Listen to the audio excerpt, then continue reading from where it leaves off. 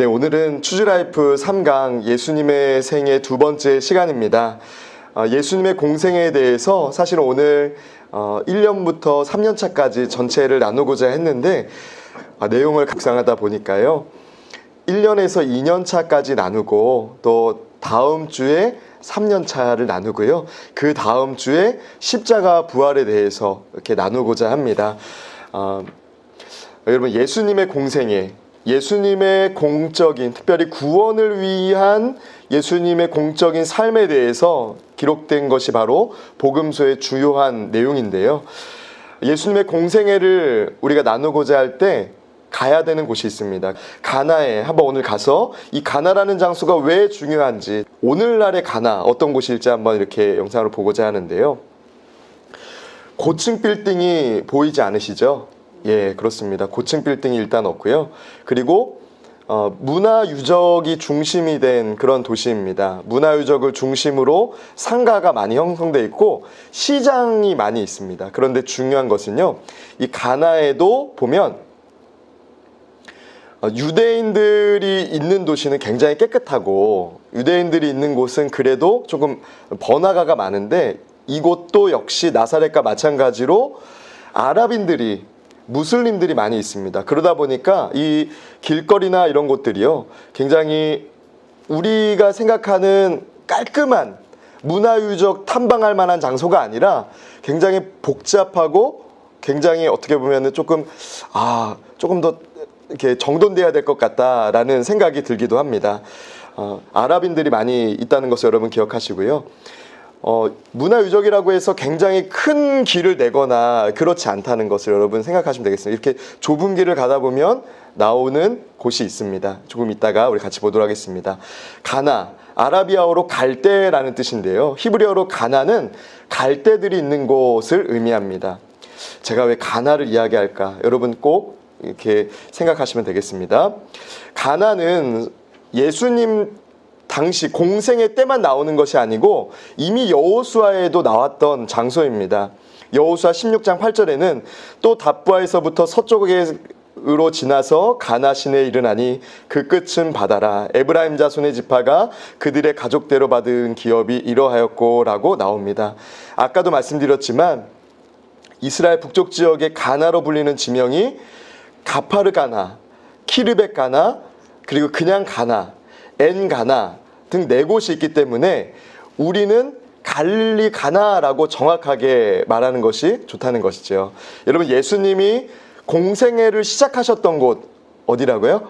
갈릴리 가나라고 아시면 되겠습니다. 여러분, 이 가나 혼인잔치 기념교회, 여러분 잘 아시죠? 가나의 혼인잔치를 기념한 교회입니다. 여러분, 이 기념교회에는 저기 위에 있는 동상을 잘 봐야 되는데요. 여러분, 누굴까요? 보통은 예수님이 계시기도 하고 아니면 뭐 이렇게 베드로 기념교회는 베드로가 있기도 하고 하는데, 여기는 예수님이 아니라 마리아가 있어요. 왜일까요?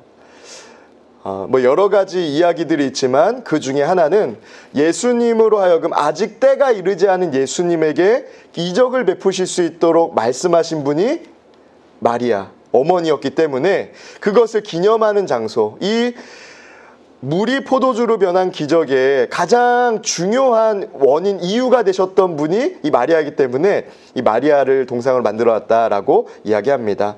여러분, 내부는 보면 어떠세요? 결혼식이 생각나시죠? 네, 굉장히 아름답게 꾸며져 있고 또 마침 이렇게 리본이 되어 있는 그런 내부 모습을 보이고 있습니다. 여러분, 그렇잖아요. 가나 혼인잔치 기념교회는 오늘날의 그냥 어떤 문화재로서만 역할을 하는 것이 아니라 실제로 이스라엘 사람들이 이곳에서 결혼식을 하기도 합니다. 여러분, 성지순례 혹시 가시게 되면 날짜를 잘 맞춰 가세요. 그러면 결혼하는 것을 이렇게 볼 수 있습니다. 그러면 이스라엘이 전통적으로 어떤 결혼식을 하는지도 볼 수 있는데요. 여러분, 특별히 성지순례를 갔을 때 그 성전 안에 들어가서 꼭 봐야 될 것이 있습니다. 어떤 석탑이 있는지, 또 그 앞에 제단은 어떤 것인지를 우리가 꼭 봐야 되는데요. 이 제단은 독특해요. 보통은 사각형의 제단으로 되어 있잖아요, 강단이. 그런데 여기는 동그란 모양의 항아리 모양의, 또 겉에는 포도 모양이 이렇게 그려져 있습니다. 뭘 의미할까요? 물이 포도주로 변한 것을 이제 상징한다고 이야기하는데요. 항아리 치고는 너무 이렇게 동그란 것이 원기둥 모양이 아닌가라고 생각하실 수 있는데 잠시 후에 여러분 이유를 알 수 있게 됩니다. 혼인잔치 기념교회에 내려가면 이곳에서 발견된 유적들이 있습니다. 유적들이 나오는데요. 항아리가 많이 나옵니다. 아마 포도주를 담갔을 거다. 포도주가 담겨 있었을 거다. 포도주를 담그는데 사용했을 거다라고 이제 이야기를 하는데, 여러분 여기 가서 이 항아리를 보실 때에는 손잡이들을 잘 보셔야 돼요. 손잡이들을 잘 보셔야 됩니다. 네, 이렇게 보시면 성경 말씀에도 보시면 이렇게 종들이 같이 항아리를 드는 장면도 있고 그러기 때문에 어떤 항아리가 그 당시 종들이 썼던 것일까도 우리가 생각할 수 있고요. 이게 좀 사진 옆으로 퍼져서 그런데요, 사실은 제 허리까지 오는 굉장히 큰 항아리입니다. 아까 여러분 그 제단에 보신 원기둥 모양의 그 제단 보셨죠? 그것만큼 굉장히 큰 그 항아리 모양이 있습니다. 그래서 왼쪽에 있는 그 항아리로 이제 종들이 이 큰 항아리에 포도주를 부었을 것이다, 물을 부었을 것이다 라고 이제 추정하는 그런 항아리들입니다. 여러분, 물로 포도주를 만드신 기적, 바로 갈릴리 가나에서 일어났습니다. 여러분, 그런데 이 갈릴리 가나에서 일어난 기적은요, 우리가 주목해야 될 표현이 두 가지가 있어요. 하나는 사흘째 되는 날이라는 표현으로 시작된다는 것입니다. 사흘째 되는 날. 예수님은 가나의 혼인잔치에 초청을 받고 참석하셨는데, 유대 혼인잔치는 보통 7일 동안 계속됩니다. 주인은 가능한 한 많은 사람들을 초대하는데요. 갈릴리 가나에서 예수님은 물을 포도주로 만드시는 첫 번째 기적을 베푸셨는데, 여러분 11절의 말씀에 이런 두 번째 주목할 표현이 나옵니다. 내 때가 아직 이르지 아니하였다라고 말씀하십니다. 여러분, 우리 같이 이 말씀 같이 한번 읽어보도록 하겠습니다. 요한복음 2장 1절에서 11절 말씀입니다. 우리 화면에도 있습니다. 우리 같이 한번 요한복음 2장 1절에서 11절 같이 읽겠습니다. 사흘째 되던 날 갈릴리 가나에 혼례가 있어 예수의 어머니도 거기 계시고 예수와 그 제자들도 혼례의 청함을 받았더니 포도주가 떨어진지라. 예수의 어머니가 예수에게 이르되 저들에게 포도주가 없다 하니 예수께서 이르시되 여자여 나와 무슨 상관이 있나이까? 내 때가 아직 이르지 아니하였나이다. 그의 어머니가 하인들에게 이르되 너희에게 무슨 말씀을 하시든지 그대로 하라 하니라. 거기에 유대인의 정결 예식을 따라 두세 통 드는 돌항아리 6이 놓였는지라. 예수께서 그들에게 이르시되 항아리에 물을 채우라 하신즉 아귀까지 채우니 이제는 떠서 연회장에게 갖다 주라 하심에 갖다 주었더니 연회장은 물로 된 포도주를 맛보고도 어디서 났는지 알지 못하되 물 떠온 하인들은 알더라. 연회장이 신랑을 불러 말하되 사람마다 먼저 좋은 포도주를 내고 취한 후에 낮은 것을 내거늘 그대는 지금까지 좋은 포도주를 두었도다 하니라. 예수께서 이 첫 표적을 갈릴리 가나에서 행하여 그의 영광을 나타내심에 제자들이 그를 믿으니라. 아멘. 네, 여러분, 물로 포도주를 만드신 기적, 예수님의 공생의 1년 차에 일어난 일인지 혹은 예수님이 공생활을 준비하는 때 일어난 일인지 명확하게 말하기는 어렵습니다. 그러나 우리가 보통 공생애라고 말하는 것은요, 예수님이 이제 지나신 6월절을 기준으로 할 때에 이 물로 포도주를 만드신 사건은 같은 해에 일어난 일이지만 6월절 전에 일어난 일입니다. 그러니까 공생애 전에 일어난 일이라는 것이죠. 그런데 여러분, 성경은요, 이 사흘째 되는 날이라는 표현에서 우리에게 중요한 것을 복선과 같이 암시하는 것입니다.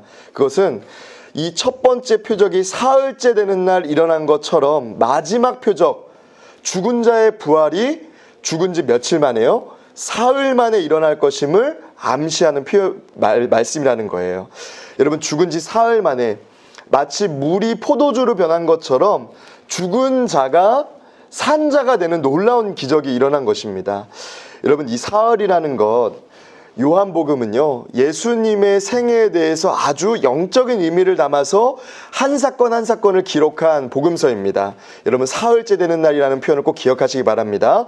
두 번째로는요, 갈릴리 가나에서의 사역은 예수님의 공생의 준비 기간에 속했다는 것. 무엇의 어떤 표현을 보면 알 수 있습니까? 4절의 말씀에 나오는 내 때가 아직 이르지 아니하였다라는 말씀을 보고 우리가 알 수 있다는 거예요.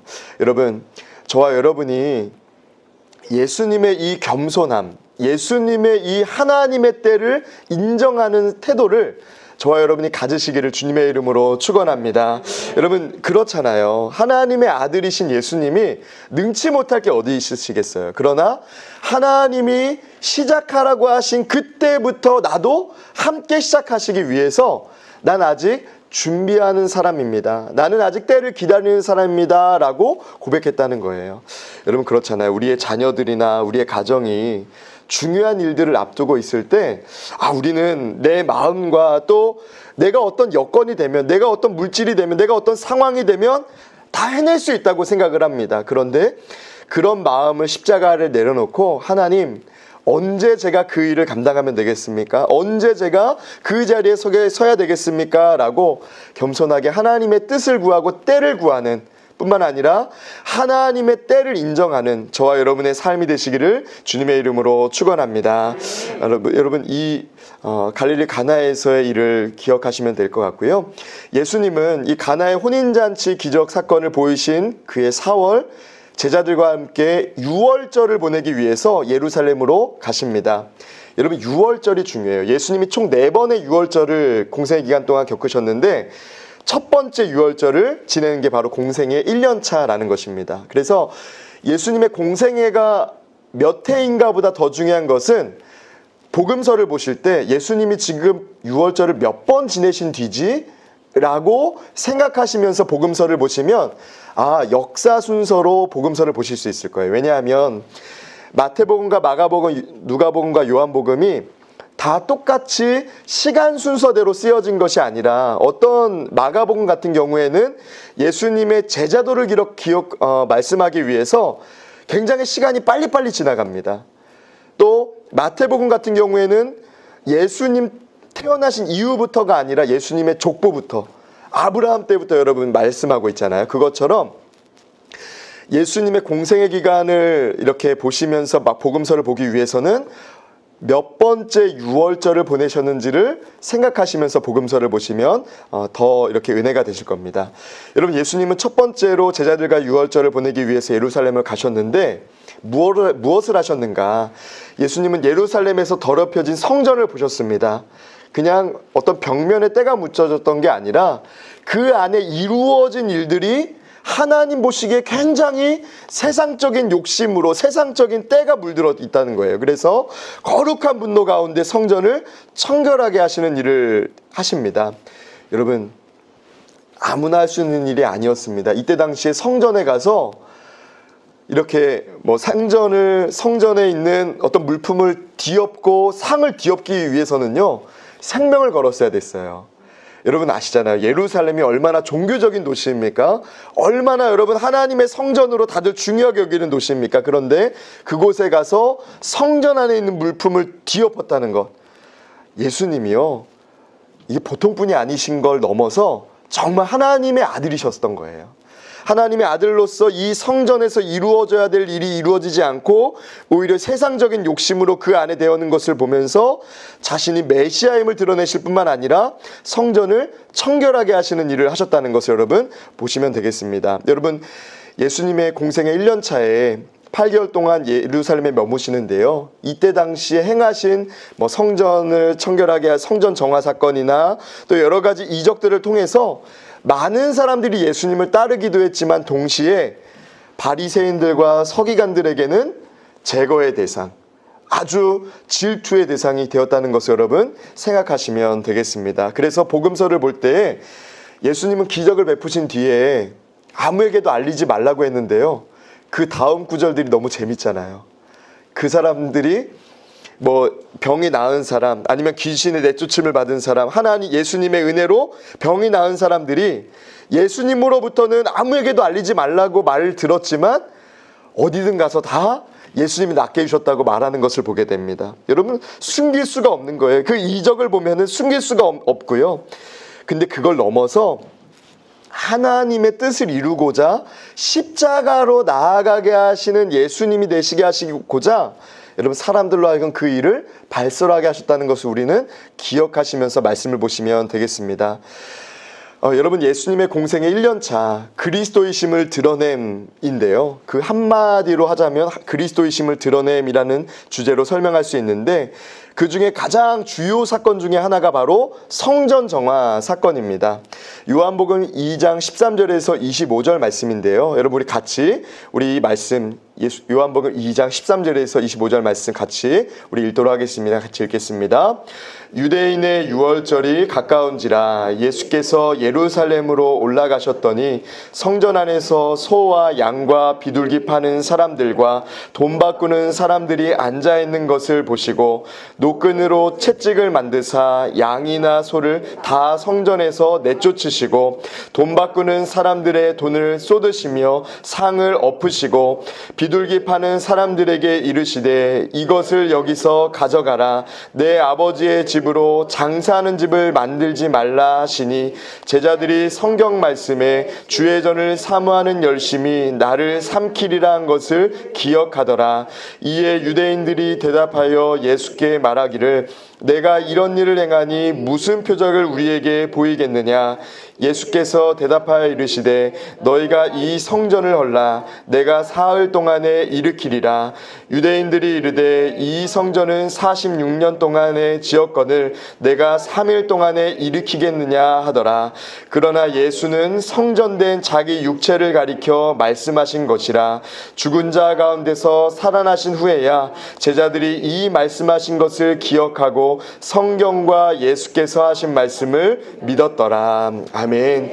예수님의 부활의 이야기는 요한복음 20장 이후에 어떻게 보면 복음서 제일 나중에 다 나옵니다. 그런데요, 예수님이 공생에 시작하신 첫 해 하신 성전 정화 사건 때 이미 부활에 대한 이야기가 나오고 있다는 거예요. 여러분 그렇습니다. 복음서는 처음부터 하고자 하는 말이 있다는 거예요. 그것은 예수님이 바로 그 메시아다, 바로 그 기름 부으심 받은 그리스도다라는 것을 드러내고자 했다는 것을 여러분 꼭 기억하시기를 바랍니다. 여러분 이 성전 정화 사건, 단순히 예수님이 성전에 있던 어떤 부정한 일들, 또 성전에 매매되는 그런 성전을 더럽혔던 일들을 깨끗하게 한 것의 의미가 있는 게 아니라 예수님이 그리스도이심을 드러내는 하나의 사건이었다는 것을 여러분 꼭 기억하시기 바랍니다. 예수님은 단순히 성전을 깨끗하게 하신 목적이 아니라 자신이 그리스도이심을 드러내기 위해서 성전을 정화하셨다는 거예요. 여러분 그렇잖아요. 우리가 이 성전 정화 사건을 바르게 이해하기 위해서는요, 4가지 기본적인 이해가 있어야 됩니다. 크게는 5가지인데요. 먼저 4가지는 첫 번째로는 당시 예루살렘은 이스라엘의 수도 역할을 했다는 거예요. 두 번째로는 그렇기 때문에 정치, 경제, 사회, 문화의 중심지였다는 것입니다. 이 말은요, 당시의 헬라 문화와 로마 문화가 유행하던 곳이 예루살렘이었다. 지금과는 사뭇 다른 분위기였다는 거예요. 지금은요, 이 종교 중심의 어떤 종교를 관광 콘텐츠로 혹은 이 종교를 이 도시의 중요한 콘텐츠로 여기기 때문에 상권이 형성되기보다는 문화적인, 역사적인 것을 그대로 유지하는 모습을 보이고 있습니다. 그런데 이때 당시에는 헬라 문화를 발전시키는 모습을 보이고 있었다는 거예요. 뿐만 아니라 지식층인 사두개인과 바리새인과 서기관들이 이 도시의 어떤 권세를 잡고 있었습니다. 이것이 왜 중요한가? 여러분 그러니까요, 하나님의 뜻을 분별하며 이 예루살렘이라는 하나님의 성전이 있는 도시를 세워가기보다는 세상적인 기준에서 더 앞서가고 더 문화적으로 진보한 모습, 헬라 문화에 더 영향을 받은 모습을 보이는 것을 더 사람들이 좋아했다는 거예요. 뿐만 아니라 정치, 경제, 사회, 문화의 중심지라는 것은요, 당시 사람들이 돈이 있었다는 거예요. 또 어떻게 하면 돈이 있을수록 여러분 그런 생각을 하잖아요. 어떻게 하면 더 편할까? 어떻게 하면 더 편리하게 예배 드릴 수 있을까? 어떻게 하면 더 편리하게 제물을 드릴 수 있을까를 생각하잖아요. 또 한 가지는요, 당시 예루살렘 성전은 3번째 성전이었다는 것을 여러분 기억하시면 되겠습니다. 예수님이 오르셨던 그 예루살렘 성전은 세 번째 성전이었다는 거예요. 첫 번째 성전은 솔로몬이 지었던 솔로몬 성전입니다. 두 번째 성전은 포로에서 돌아온 귀한 자들이 스룹바벨과 함께 재건한 성전이었습니다. 그러나 400년 중간기에 헬라의 셀레우코스 왕조 때 안티오코스 4세가 성전을 더럽힙니다. 보수할 필요가 있었습니다.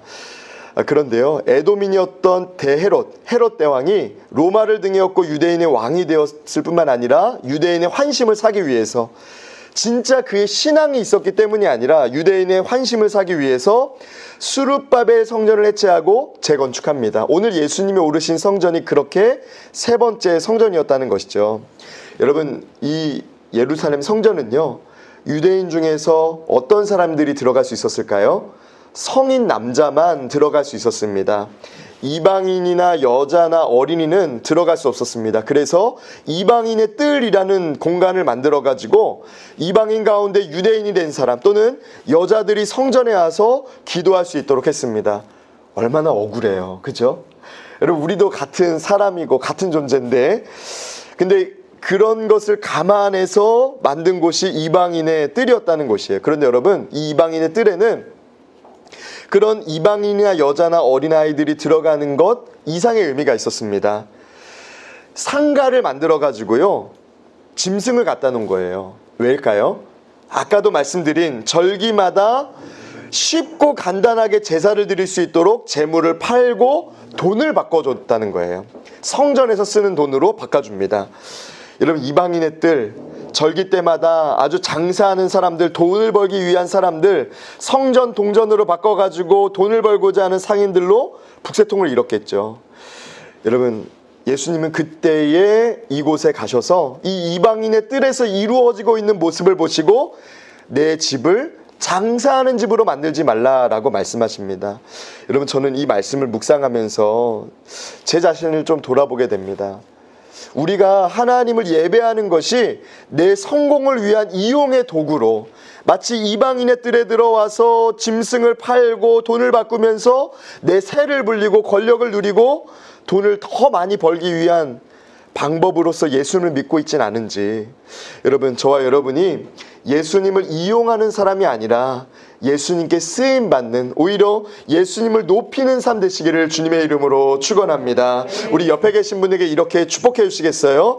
당신의 삶이 예수님을 높이는 삶 되기를 축복합니다. 우리 이렇게 인사하겠습니다. 당신의 삶이 예수님을 높이는 삶 되기를 축복합니다. 아멘. 여러분, 그렇습니다. 이방인의 뜰, 여러분, 그곳에 와서 사람들은 하나님의 뜻을 묵상할 뿐만 아니라 하나님을 높이는 마음을 가졌어야 됩니다. 그런데 사람들은 이곳에 와서 내 인생을 높이고자 물건을 팔고 재물을 팔고 돈을 바꾸는 일을 했다는 것이죠. 주님이 공생의 1년에 첫 사역의 시작으로 성전 정화 사건을 하신 이유는 성전 안에 무엇이 있어야 되는지, 하나님을 높이는 마음이 있어야 되고 하나님을 높이는 삶에 재물이나 또 어떤 욕심도 방해가 되어서는 안 된다는 것을 보이기 위해서 성전 정화 사건을 시작하셨다는 것을 여러분 꼭 기억하시면 되겠습니다. 공생의 1년차 그리스도이심을 드러낸 해라는 것을 여러분 기억하시면 되겠습니다. 공생의 2년차는 치료하시고 위로하신 그리스도라고 정의할 수 있는데요, 공생의 2년차는 예수님께서 참 많이 다니셨습니다.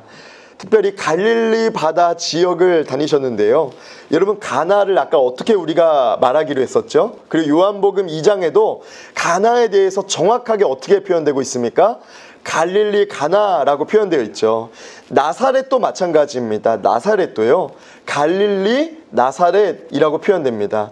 오늘 우리식으로 생각하면 이 갈릴리라는 것은요, 갈릴리 바다 해변가만 의미하는 것이 아니고 우리식으로 생각하면 예를 들어서 충청남도 대천시, 여러분 이 정도가 될 것 같아요.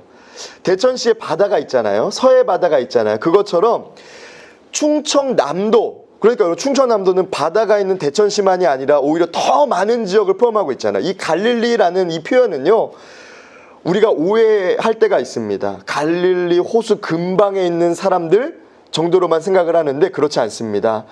이스라엘 내륙 지방까지 포함되어 있는 이 갈릴리 지역을 포함한 의미라는 것을 여러분 생각하시면 되겠습니다. 갈릴리 민중을 위한 순회 사역을 하신 해가 바로 이 공생의 2년차였습니다. 여러분, 갈릴리는 유대인을 비롯한 베니게인, 수리아인, 아라비아인 등 여러 민족이 섞여 있는 지역이었습니다. 그러다 보니까 여러분, 가족들도 때로는 화합이 안 되고 싸울 때가 있는데 네, 여러 민족이 또 있다 보니까 또 역사적으로 서로 죽이고 또 서로 이렇게 침략했던 그런 역사를 바탕으로 한 민족들이 섞여 있으니까 이 갈릴리는요, 굉장히 다툼도 많을 뿐만 아니라 반목이 많았습니다. 그래서 이 갈릴리는 이스라엘 사람들에게 이방인의 갈릴리라는 별명이 있었습니다.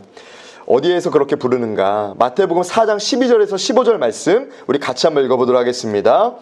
예수께서 요한이 잡혀감을 들으시고 갈릴리로 물러가셨다가 나사렛을 떠나 스불론과 납달리 지경 해변에 있는 가버나움에 가서 사시니 이는 선지자 이사야를 통하여 하신 말씀을 이루려 하심이라. 일러스되 스불론 땅과 납달리 땅과 요단강 저편 해변길과 이방의 갈릴리여. 아멘. 여러분, 이방의 갈릴리, 이방인들이 그만큼 많았던 곳을 의미한다는 표현이에요. 여러분, 이방의 갈릴리, 우리가 혹시 이 말씀을 갈릴리가 혹시 이스라엘 외에 다른 지역까지 뻗친 지역이 있나라고 생각하실 수 있는데 그렇지 않고 많은 이방인들이 살았기 때문에 붙여진 이름이었다는 것을 여러분 생각하시면 되겠습니다. 여러분, 치료하시고 위로하시는 그리스도, 그 중에 중요 사건 중에 하나가 바로 베데스다 연못가에서 38년 된 병자를 고치신 사건입니다. 우리가 좀 베데스다 연못가로 가고자 하는데요. 여러분, 오늘날 베데스다 연못가로 가는 길 어떨까요? 여러분, 이 모습 보세요. 이렇게 상권부터가, 시장은 시장인데 이렇게 조금 어려운 환경으로 보인다. 그러면은 아랍인들이 많이 사시는 곳이구나, 무슬림들이 많은 곳이구나 라고 생각하시면 틀리지 않습니다. 이곳도 역시나 아랍인들이 많이 살고 있는데요. 이 베데스다 연못에는 가는 길이 아주 중요합니다. 어떤 곳인지 버스를 타고 같이 가면서 좀 보겠습니다. 과일을 파는 분들이 많죠. 네, 여러분, 이스라엘 옆에 지중해가 있습니다. 그래서 지중해에서 불어오는 그런 바람의 이슬 때문에 그런지 이스라엘의 과일 혹은 올리브는 굉장히 맛이 좋다고 해요. 실제로 맛있더라고요. 예루살렘 성에는 8개의 문이 있습니다. 여러분, 예전에 우리 서울에 갈 때는 우리가 사대문이라고 하잖아요. 그런 개념으로 보면 예루살렘은 몇 문성이에요? 8대문이라고 할 수 있을 것 같아요. 8개의 문이 있는데 사자문이 있고요. 헤롯문, 다메섹문, 세문, 요바문, 시온문, 분문, 동문, 동문이 바로 미문, 또 황금문이라고도 하는데 이 중에서 우리가 베데스다 연못에 가는 중요한 통로는 바로 빨간색으로 된 사자문이 되겠습니다. 이 사자문은 중요한데요. 스데만문 혹은 양해문이라고도 합니다. 예전에 재물을, 양을 끌고 갈 때 이제 이쪽으로 가서 양해문이라는 별명도 있지만 오늘 우리에게는 스데반문이라는 것이 더 신앙적으로 또 돌아볼 만하고 또 은혜가 됩니다. 사도행전 7장 58절에서 60절은 이렇게 말씀합니다. 성 밖으로 내치고 돌로 칠세 증인들이 옷을 벗어 사울이라 하는 청년의 발 앞에 두니라. 그들이 돌로 스데반을 치니라고 말한 장소가 바로 이 사자문, 스데반문이라는 거예요. 여러분, 이 사자문, 스데반문은요, 예수님이 십자가를 지시고 골고다까지 가셨던 길인 십자가의 길의 시작점입니다. 그래서 예수님의 골고다 사건을 기념하기 위해서 순례를 시작할 때 이 사자문에서 시작을 합니다. 우리가 조금 있다가 베데스다 연못도 보겠지만 또 베데스다 연못까지, 사자문에서 베데스다 연못까지 행렬을 할 때가 있어요. 언젠지 아세요? 바로 종려주일날 그렇게 합니다. 사람들이 종려나무 가지를 끼어들고 호산나 다윗의 이름으로 오시는 이여 라고 하면서 지금도 종려주일이면 행렬을 하는 곳이 이 사자문부터 베데스다 연못까지의 길이 되겠습니다. 왜 사자문이라고 하는가? 여러분 저 문에요, 이렇게 사자 모양이 정말로 있습니다. 그래서 사자문이라고 하는데, 사자문, 여러분 성지 순례를 하시면서 사자문이라고 이름을 들으시면 떠올려야 될 것 두 가지, 스데반과 양의 문을 생각하시면 되겠습니다.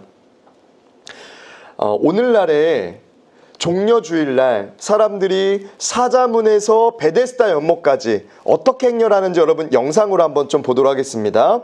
그냥 구두로만 다윗의 자손이여 호산나 이렇게만 하면서 가지 않고요, 축제처럼 갑니다. 여행객들과 함께, 여러분 저 들고 있는 것이 종려나무 가지가 되겠습니다. 얼마나 많은 사람들이 걷는지 몰라요.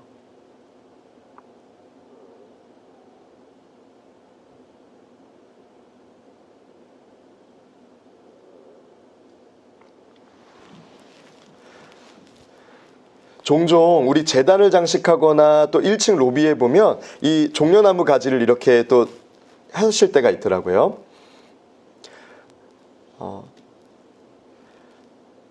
사람들이 춤을 추면서 또 정말 이 종려나무 가지를 기쁘게 흔들면서 합니다. 그리고 마지막에 베데스다 연못 가에 가서는 사람들이 함께 이렇게 정말 동그랗게 춤을 추면서 찬양을 부릅니다.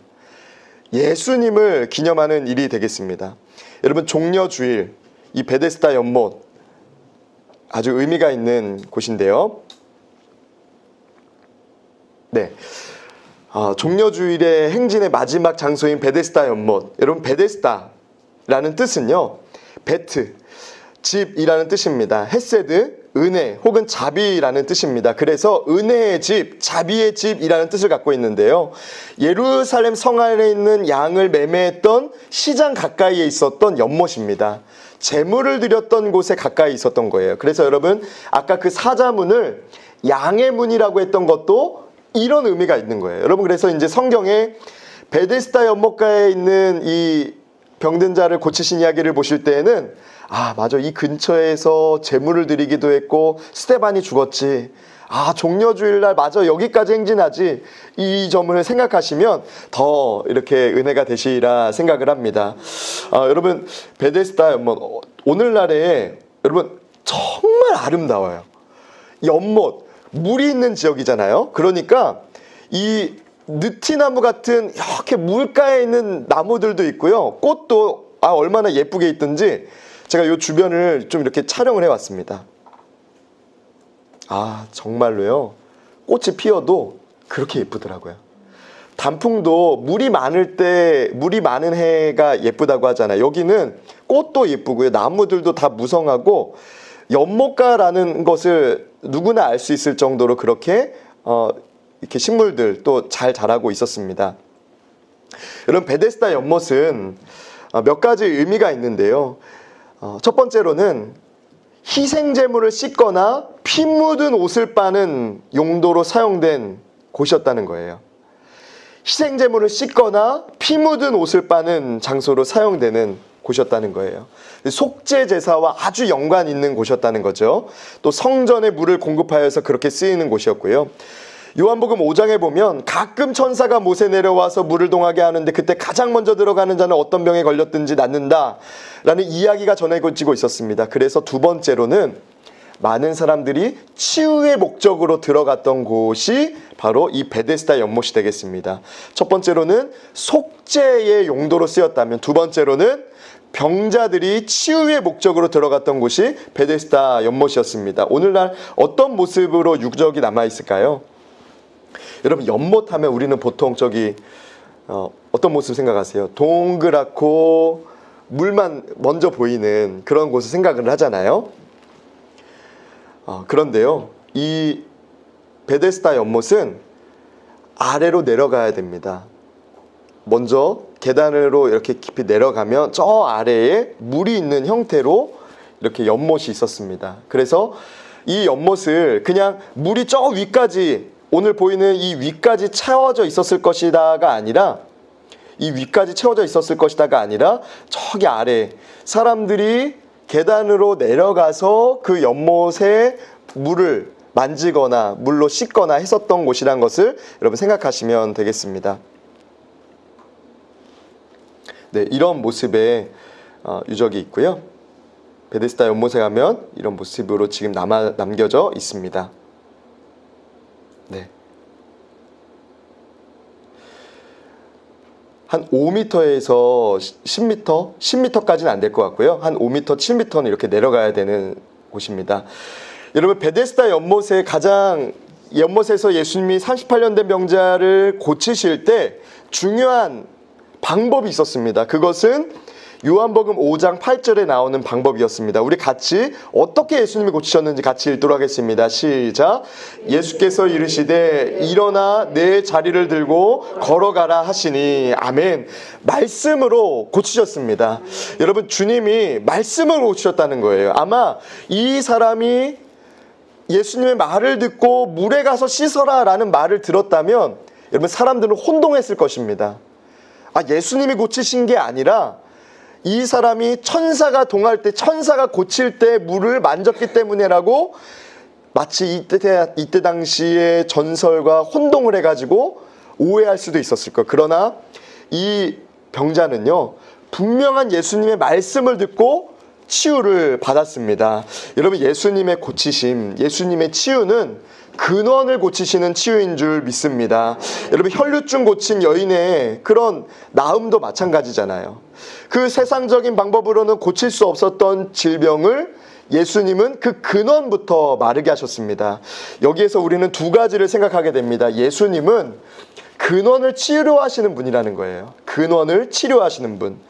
두 번째로는 우리 인생의 근원이 되시는 분임을 고백하고 있습니다. 치료하시고 위로하시는 하나님, 치료하시고 위로하시는 그리스도 예수 그리스도는 우리의 근원 되실 뿐만 아니라 우리 인생의 근원적인 문제 해결을 해주시는 분임을 믿습니다. 저와 여러분에게 주님이 그런 분으로 고백되시기를 주님의 이름으로 축원합니다. 여러분, 우리 옆에 계신 분에게 이렇게 한 번 더 축복해 주시겠어요? 당신의 문제는 예수님으로 해결됩니다. 이렇게 인사하겠습니다. 당신의 문제는 예수님으로 해결됩니다. 아멘. 여러분, 특별히 예수님으로 해결된다는 것, 어떤 세상적인 방법에 의지해서가 아니라 내 판단, 내 생각대로 물에 닿아야지만 된다는 것이 아니라 오늘 이 38년 된 병자가 이 말씀을 듣고 자리를 들고 일어날 때 그 병이 나았던 것처럼, 그 말씀을 듣고 순종할 때 고침받았던 것처럼 주의 말씀을 가까이 할 때, 예수님을 가까이 할 때 근원부터 해결된다는 것을 꼭 기억하시기를 주님의 이름으로 축복합니다. 여러분, 베데스다 연못에는요, 한 가지 더 볼 곳이 있습니다. 그것은 바로 안나 기념교회인데요. 안나는 예수님의 외할머니의 이름입니다. 이 성전 안에 들어가면 석상에 이런 조각상이 있습니다. 누굴까요? 안나에게 안긴 마리아입니다.